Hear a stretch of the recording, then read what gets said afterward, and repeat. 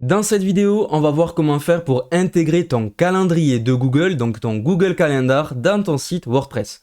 Ne t'inquiète pas, il n'y a rien de bien compliqué, il faudra juste récupérer un iframe que Google te fournit gratuitement et l'insérer dans une page de ton site internet. Passons directement à ma vidéo tuto. Pour cela, on va se retrouver directement sur mon Google Agenda. La première chose qu'on va vérifier, c'est du coup que notre agenda est bien sélectionné. Moi, j'ai mis celui-là, donc j'ai mis voilà, un réveil à 8h, de 8h à 9h. Bon, c'est un faux agenda, c'est un agenda que je n'utilise pas. J'utilise moi plus l'agenda de Apple. Donc là, j'ai quand même mis ça pour que vous voyez que c'est l'agenda Lucas Pucé du coup qui a bien été sélectionné. Une fois que cet agenda est bien sélectionné, ce qu'on va faire, c'est passer la souris dessus. Et là, on voit trois petits points. On va cliquer dessus et on va voir paramètres et partage. Donc on y clique dessus également. Une fois qu'on est sur paramètres et partage, on va tout simplement scroller et descendre vers le bas. Voilà, on peut descendre tout en bas. Et là, on va voir intégrer l'agenda. Donc on va avoir deux choses. La première, c'est un URL et la deuxième, c'est un code d'intégration qu'est l'iframe. Donc là, c'est important pour nous de récupérer tout simplement l'iframe. Donc on met un clic dessus sur la souris, un triple clic ou double clic. On vient copier tout simplement. Donc hop, clic droit, copier. Et là, on va aller directement sur notre site. Donc du coup, moi, je vais aller ouvrir et créer une nouvelle page. Je vais l'appeler la page calendrier. Et je vais venir la publier. Hop, tout simplement. Donc moi, soit je viens directement modifier. Donc là, on va le faire directement d'ici. Donc normalement, on peut écrire HTML personnalisé. On vient copier tout simplement l'iframe. Parfait. Et là, on va voir la page.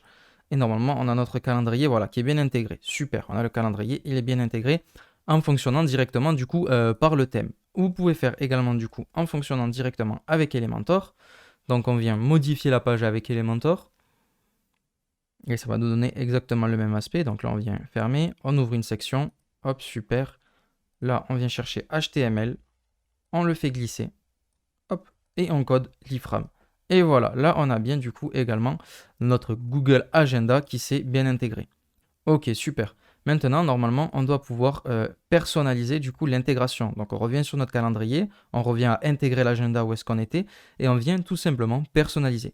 Et là, on va pouvoir tout simplement choisir des couleurs. Donc, admettons, hop, une couleur orange. On peut choisir la largeur et la hauteur. Donc, admettons, moi, je veux qu'ils prennent, admettons, 1080 de largeur et 1080 de hauteur. Non, on va laisser 600. On va laisser 600, pardon. Voilà, 1080 de largeur, donc que ce soit un peu plus large.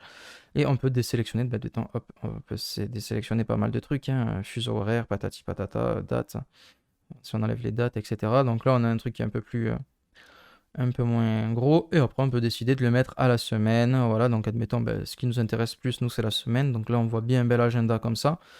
Et du coup, les heures, etc. Et là, on revient, du coup, tout simplement copier le nouveau code d'intégration. Et on vient tout simplement le modifier, du coup, dans notre HTML. Et là, on peut mettre à jour. Et on voit, du coup, que ça va se mettre à jour automatiquement. Et le calendrier a bien été modifié. Et on a bien été personnalisé comme nous, on le souhaite qu'il le soit. Merci à toi d'avoir regardé cette vidéo, j'espère qu'elle t'a plu et qu'elle t'a permis du coup d'intégrer ton Google Calendar sur ton site internet. Tes clients pourront voir du coup quels sont les événements à venir et se renseigner sur cela. Si tu as des questions, n'hésite pas à les poster en commentaire, je reviendrai vers toi pour y répondre et trouver solution à tes problèmes. Laisse un pouce bleu sous cette vidéo et abonne-toi à ma chaîne YouTube pour de prochains tutos sur WordPress.